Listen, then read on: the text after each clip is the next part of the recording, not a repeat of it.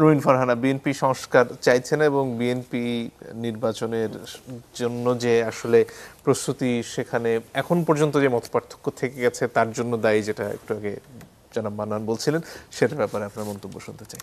আপনি 19 দফা বলেন, ভিশন 2030 বলেন, 31 পয়েন্টস বা 31 দফা বলেন, এই সব কিছু বিএনপি দিয়েছে। এখন নোট অফ ডিসেন্টকে যদি আপনি প্রতারণামূলকভাবে মানুষকে ভুল বোঝাতে চেয়ে আপনি যদি এটাকে বলেন যে বিএনপি সংস্কার চাইছে না, আপনি এটা বলতে পারেন, কিন্তু মানুষ কিন্তু বোঝে। এক, দুই হলো নোট অফ ডিসেন্ট কিন্তু জামাতের তরফ থেকে এসছে, সব দল থেকে এসছে, এক এক দল এক এক দিকে নোট অফ ডিসেন্ট দিচ্ছে। আমি শুধু একটা উদাহরণ দিই, আমাদের দ্বিতীয় যেই ধারাটি পরিবর্তনের কথা বলা হয়েছে বাংলাদেশি জাতীয়তাবাদ সংক্রান্ত, সেখানে তিনটা দল নোট অফ ডিসেন্ট এসছে তিন রকম ভাবে, এনসিপি দিয়েছে, জামাত দিয়েছে, বিএনপি দিয়েছে। সো নোট অফ ডিসেন্ট মানে সংস্কার না চাওয়া বিষয়টি তেমন নয়, অথবা গণভোট এবং নির্বাচন একসাথে হোক সেটা চাওয়া মানে সংস্কার না চাওয়া তাও কিন্তু নয়, কিংবা 270 দিনের মধ্যে কার্যদিবসের মধ্যে সংস্কার বাস্তবায়ন না হলে অটো বাস্তবায়িত হয়ে গেছে বলে ধরে নেয়া, এটাও সংস্কারকে না বলা নয়। আমি বরং আপনাকে একটা ছোট খবরের দিকে দৃষ্টি আকর্ষণ করি। ধরুন এই যে 84টা দফা নিয়ে মাথা ঘামাতে ঘামাতে আমরা ভুলেই যাচ্ছি যে বাংলাদেশে বিনিয়োগ এখন কোভিডকালীন সময়ের চেয়েও নিচে নেমে গেছে। আমরা ভুলেই গেছি যে 300-র উপরে গণপিটুনিতে মানুষ হত্যা করা হয়েছে গত এক বছরে। আমরা ভুলেই গেছি যে 360টার ওপরে মব হয়েছে 365 দিনের মধ্যে। আমরা এগুলো নিয়ে আর আলোচনা করছি না। আমরা এখন মানে উচ্চকক্ষ নিম্নকক্ষ, প্রধানমন্ত্রী মেয়াদ, তারপর প্রধানমন্ত্রীর সঙ্গে রাষ্ট্রপতির ক্ষমতার ভারসাম্য, এগুলো নিয়ে খুব ব্যস্ত। আপনাকে একটা ছোট্ট উদাহরণ দিই। জনপ্রশাসন সংস্কার কমিশনের 208টা সুপারিশের মধ্যে আশু বাস্তবায়নযোগ্য হিসেবে চিহ্নিত করা হয়েছিল 18টিকে। এটা দৈনিক সমকালের একটা রিপোর্ট।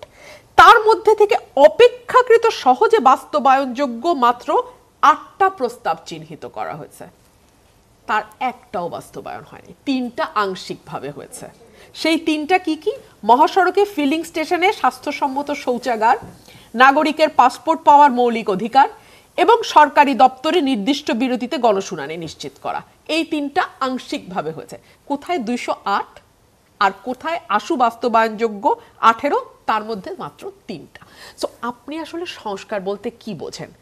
পণ্ডিতরা একরকম বোঝে সংস্কার, যারা দলের স্বার্থে সংস্কারকে ব্যবহার করতে চায়, যে যত দেরিতে হয় সংস্কার বা বিচারের জজবা তুলে নির্বাচনটাকে যত পিছানো যায় তাতে আমার হয়তো 2টা সিট বেশি হইলো বা কম হইলো, দলীয় স্বার্থে যারা এটাকে দেখে তারা সংস্কার একভাবে বুঝে।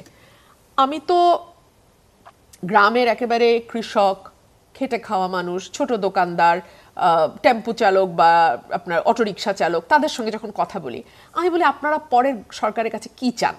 তারা বলে আমরা সস্তায় চাল চাই, আমরা প্রতিটা জিনিস যেগুলো এখন এত দাম দিয়ে কিনতে হয় আমরা কিনতে পারি না, নিত্য পণ্য, সেটা আমরা কম দামে পেতে চাই। আমরা চাই উপজেলা স্বাস্থ্য কমপ্লেক্সে একটা ডাক্তার সব সময় থাকবেন, আমরা চাই ওষুধগুলা যাতে পাওয়া যায়, আমরা চাই আমার বাচ্চাটার পড়াশোনার খরচটা যেন কম হয়, উল্টো যেন আমি মানে যদি মানে কিছু ভর্তুকি বা যেটাকে বিএনপি যেটা শুরু করেছিল, শাসনের মূল কথা যেখানে আসলে ক্ষমতার ভারসাম্য থাকার কথা, প্রধানমন্ত্রীর কাছে ক্ষমতার কেন্দ্রীয় ভবন থেকে বেরিয়ে আসার কথা, সেগুলোর ক্ষেত্রে কি আসলে বাধা থেকে যাচ্ছে না অনেক ক্ষেত্রেই? একদম না মঞ্জুর। আপনি বলেন তো, এই যে মূল কি পয়েন্টগুলো আপনি বললেন, ক্ষমতার ভারসাম্য, প্রধানমন্ত্রী রাষ্ট্রপতি ক্ষমতার ভারসাম্য, মন্ত্রী পরিষদের ক্ষমতার ভারসাম্য, বিএনপি কি সবগুলো জায়গায় সংস্কারের কথা বলে নাই? তার 31 দফাতেই তো সে বলেছে।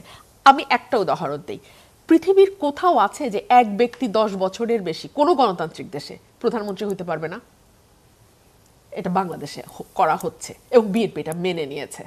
বিএনপির এত বড় একটা কম্প্রোমাইজ বলেন, সমঝোতা বলেন, মিউচুয়ালে আসা বলেন, এটাকে আপনি ছোট করে দেখবেন কেন? এটা তো বিএনপির ভীষণ ইতিবাচক একটা দিক। আবার আপনি চিন্তা করেন, আমরা যখন বলছি আমরা ডেপুটি স্পিকার করব বিরোধী দল থেকে, আমরা যখন বলছি সংসদীয় 5টা ইম্পর্টেন্ট কমিটির প্রধান আমরা বিরোধী দল থেকে করব, আপনি কি এগুলোকে বিএনপি ক্রেডিট দেবেন না? 70 অনুচ্ছেদ সংস্কারের ব্যাপারে জামাত নোট অফ ডিসেন্ট দিছে, বিএনপি নোট অফ ডিসেন্ট দিছে, এনসিপি নোট অফ ডিসেন্ট দিছে, বাট বিএনপি তো বলেছে যে তারা 70 অনুচ্ছেদ উঠিয়ে দেবে 4টা জায়গা ছাড়া। তো এগুলোকে আপনি সমঝোতার মনোভাব বলবেন না? এগুলোকে আপনি সংস্কারের প্রতি হ্যাঁ বলবেন না?